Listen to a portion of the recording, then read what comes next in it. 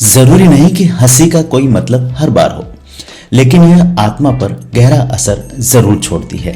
27 दिसंबर को पैदा हुए लोगों के संदर्भ में यह बात खरी उतरती है।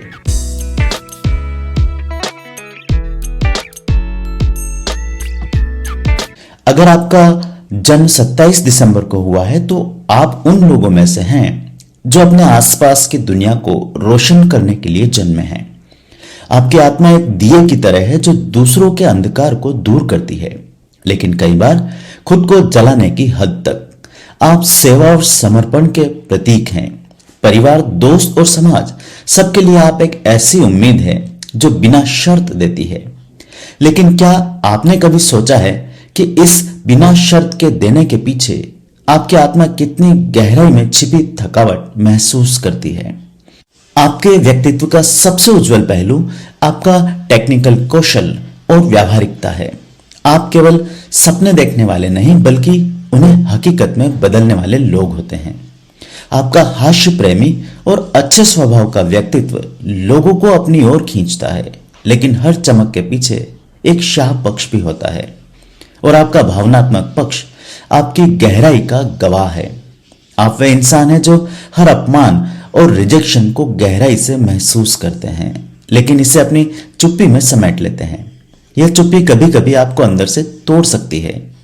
आमतौर पर 27 दिसंबर को जन्मे लोगों की जिंदगी दो हिस्सों में बटी रहती है, एक पर्सनल तो दूसरी सोशल, और आप इन दोनों के बीच शानदार संतुलन बनाए रखते हैं। जब आप घर लौटते हैं तो आप पूरी तरह से एक अलग व्यक्तित्व में बदल जाते हैं। यह गुण न केवल आपको मानसिक शांति देता है, बल्कि आपके करीबी लोगों को भी आपका समय और स्नेह देता है। लेकिन आपको अपनी इस आदत का ध्यान रखना होगा कि आप अपने भावों को अंदर ही ना दबाएं। यह दबाव न केवल आपके मानसिक स्वास्थ्य पर असर डाल सकता है, बल्कि आपके आत्मविश्वास को भी कमजोर कर सकता है। आपकी सबसे बड़ी चुनौती है खुद के लिए खड़ा होना। आप अक्सर दूसरों की भलाई में इतना खो जाते हैं कि अपनी जरूरतों और इच्छाओं को तो भूल जाते हैं। लेकिन आपकी असली ताकत तभी प्रकट होती है जब आप अपनी सीमाओं को पहचानना शुरू कर देते हैं और अपने लिए स्पष्ट रूप से खड़े होते हैं। उच्च स्तर पर विकसित 27 दिसंबर के व्यक्तित्व वाले लोग अपनी सीमाओं को समझते हैं और उन्हें संतुलित करना भी सीख जाते हैं। लेकिन जो ऐसा नहीं कर पाते वे आत्म आलोचना और कम आत्मसम्मान के शिकार हो जाते हैं। आपके जीवन का केंद्र विश्वास है, चाहे वो ईश्वर में हो या फिर इंसानियत में। यह विश्वास आपको न केवल अपने लिए बल्कि दूसरों के लिए भी सहिष्णु और सशक्त बनाता है। लेकिन आपको यह सुनिश्चित करना होगा कि आपकी सहिष्णुता आपकी कमजोरी ना बन जाए। आपकी सेहत की बात करें तो इमोशनल दबाव और गुस्से को अंदर दबाना आपके लिए नुकसानप्रद हो सकता है।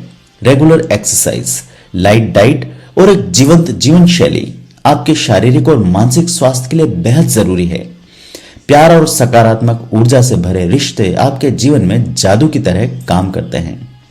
आपकी आत्मा एक दीपक की तरह है जो दूसरों को रोशनी देती है, लेकिन इस दीपक को जलाए रखने के लिए उसे भी तेल और देखभाल की जरूरत पड़ती है। आपकी ताकत, आपका समर्पण और आपकी सहिष्णुता आपके सबसे बड़े हथियार हैं। अगर आप अपनी जरूरतों को समझते हुए अपने गुणों को सही डायरेक्शन में इस्तेमाल करें तो आप उन ऊंचाइयों को भी छू सकते हैं जो दूसरों के लिए इंस्पिरेशन बन पाए। तो अब सवाल यह है कि क्या आप अपनी रोशनी को बनाए रखने के लिए अपनी देखभाल करना सीख सकते हैं? क्या आप अपने अंदर की एनर्जी को पहचान कर उसे अपनी सबसे बड़ी ताकत बना सकते हैं?